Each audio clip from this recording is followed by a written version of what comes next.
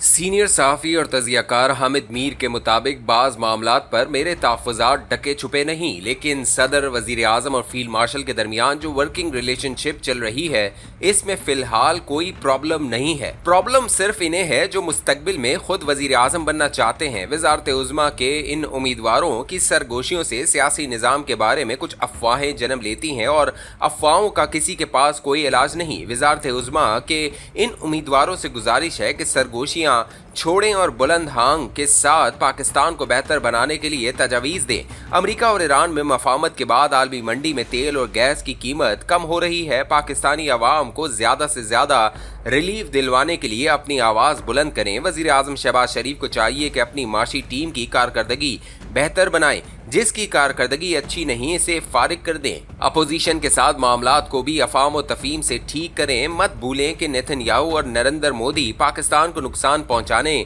का कोई मौका हाथ से नहीं जाने देंगे। नेतन्याहू पाकिस्तान को कभी माफ नहीं करेगा, क्योंकि पाकिस्तान ने अमेरिका और ईरान में मफाहमत करवाकर ग्रेटर इसराइल का मंसूबा नाकाम बना दिया। मोदी भी एक मजबूत और मुस्तहकम पाकिस्तान को बर्दाश्त नहीं कर सकता, क्योंकि वो पाकिस्तान को अखंड भारत में शामिल करके अपने ख्वाबों की तकमील चाहता है। ये वो नापाक ख्वाब हैं जिनकी ताबीर को रोकने के लिए आज से कुछ साल पहले 3 शख्सियात ने खामोशी के साथ ग्रेटर इसराइल और अखंड भारत के मंसूबों को नाकाम बनाने के लिए आपस में सलाह मशवरा शुरू किया। ये 2019 की इब्तिदा थी, जब ईरानी इंटेलिजेंस के सरबराह रजा अमीरी मुकद्दम और तुर्क इंटेलिजेंस के सरबराह हाकान फिदान ने पाकिस्तान की ISI के सरबराह लेफ्टिनेंट जनरल आसिम मुनीर के साथ दिफाई ताउन बढ़ाने की ज़रूरत पर बातचीत शुरू की। तीनों का ख्याल था कि इस ताउन में सऊदी अरब को भी शामिल किया जाना चाहिए। ये सलाह मशवरा इब्तदाई मराहिल में था। जून 2019 में आसिम मुनीर को ISI की सरबराही से हटा दिया गया। उन्होंने इस ओहदे पर सिर्फ 8 माह काम किया। फिर हालात ने ऐसा पलटा खाया कि नवंबर 2022 में आसिम मुनीर पाकिस्तान के आर्मी चीफ बन गए। 2023 में रजा अमीर मुकद्दम पाकिस्तान में ईरान के सफ़ीर बन गए और हाकान फिदान तुर्की के वज़ीर ख़ारजा बन गए। अमेरिका और ईरान में मफाहमत के लिए फील्ड मार्शल आसिम मुनीर ने कोशिशों का आगाज़ किया, तो रजा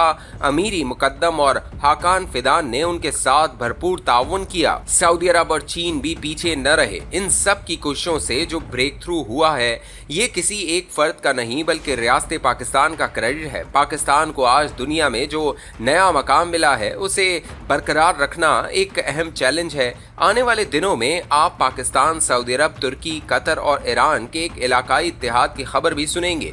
ये इत्तेहाद मुस्लिम दुनिया में शिया सुन्नी तफरीक को पीछे धकेल देगा और मजीद तनाज़ात के हल के रस्ते खोलेगा। हमें याद रखना होगा कि अमेरिका और ईरान में मफाहमत सिर्फ पहला कदम है। मशरिक़ वुस्ता में मुस्तकिल अमन का क़याम इस वक्त तक मुमकिन नहीं जब तक मस्जिद अक्सा से इसराइल का कब्ज़ा ख़त्म नहीं होता। पाकिस्तान ने सऊदी अरब, तुर्की, ईरान और दीगर मुस्लिम ममालिक के साथ मिलकर मशरिक़ वुस्ता में मुस्तकिल अमन के क़याम की मंजिल भी हासिल करनी है। शायर मशरिक़ अल्लामा इकबाल ने तुर्कों और अरबों के इत्तेहाद का जो ख्वाब देखा था, आज उस पर ईरान और पाकिस्तान भी शामिल हो रहे हैं। मस्जिद अक्सा की आज़ादी की मंजिल अभी बहुत दूर है। पाकिस्तान, सऊदी अरब, ईरान और तुर्की को बहुत लंबा सफ़र तय करना है। ये सफ़र सबको मिलजुल कर एहतियात से तय करना होगा। किसी एक ने भी एहतियात का दामन छोड़ा तो नुकसान सबका होगा। अमेरिका और ईरान के दरमियान एक जामा मुआहदे में अभी कुछ वक्त लगेगा, लेकिन दोनों में मफाहमत तो हो चुकी। इस मफाहमत का क्रेडिट लेने के लिए बहुत से किरदार सरगर्म है, लेकिन सारी दुनिया जानती है कि इस मफाहमत के लिए सबसे ज्यादा दौड़ भाग किसने की। अमेरिका और ईरान के दरमियान मफाहमत पूरी दुनिया के लिए एक अच्छी खबर है, क्योंकि आबनाए हुर्मुज़ खुलने से सबको फायदा होगा। लेकिन कुछ किरदार ऐसे भी हैं जो इस मफाहमत से खुश नहीं।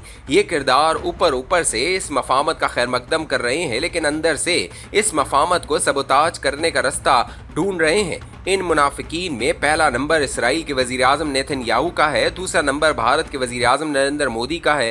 गुस्ताखी माँ पाकिस्तान में भी कुछ लोग इस मफाहमत से खौफजदा हैं। इन्हें इस बात से गर्ज नहीं कि तेल और गैस सस्ते हो जाएं, बल्कि इन्हें ये फिक्र सताए जा रही है कि पाकिस्तान की इस अजीम सिफारतकारी कामयाबी का credit field marshal Asim Munir को क्यों मिल रहा है और उनके पीछे वज़ीर दाखिला मोहसिन नकवी खामोशी से खड़े मुस्कुरा क्यों रहे हैं। गुज़िश्ता हफ्ते जब मोहसिन नकवी बार बार तेहरान के चक्कर लगा रहे थे, तो मैंने कुछ सियासतदानों को ये कहते सुना कि अब अमेरिका और ईरान में कोई डील नहीं होगी।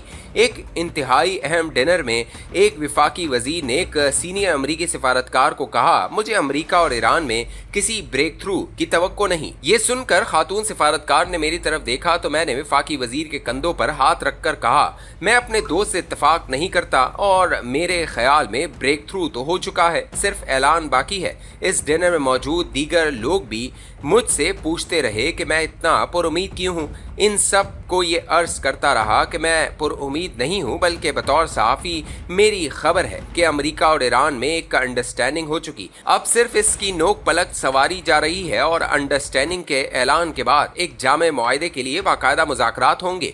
21 मई 2026 को रोजनामा जंग में शाया होने वाले मेरे कॉलम का उन्वान मोहसिन ईरान था। इस कॉलम में डोनाल्ड ट्रंप को ईरान का मोहसिन करार देने की वजह मैंने ये लिखी थी कि अब ईरान को अमेरिका की इक्तिसादी पाबंदियों से निजात मिलने वाली है, क्योंकि दोनों में एक मुआहदा होने वाला है। कुछ मेहरबानों ने पूछा कि अमेरिका और ईरान में मफाहमत का पाकिस्तान में सबसे ज्यादा किसको फायदा होगा। मेरा जवाब था कि अवाम को फायदा होगा, क्योंकि तेल और गैस सस्ते हो जाएंगे। लेकिन सवाल पूछने वालों के लिए तेल और गैस की कीमत अहम नहीं थी। वो पूछते थे कि क्या फील्ड मार्शल आसिम मुनीर पहले से ज्यादा मजबूत नहीं हो जाएंगे और पाकिस्तान में रही सही जमहूरियत का बिस्तर गोल नहीं हो जाएगा। नियतों का हाल तो अल्लाह बेहतर जानता है, लेकिन मेरी नाचीज राय में अमेरिका और ईरान की मफाहमत से फायदा उठाने के लिए पाकिस्तान में दाखिली इस्तेहकाम पैदा करना बहुत जरूरी है।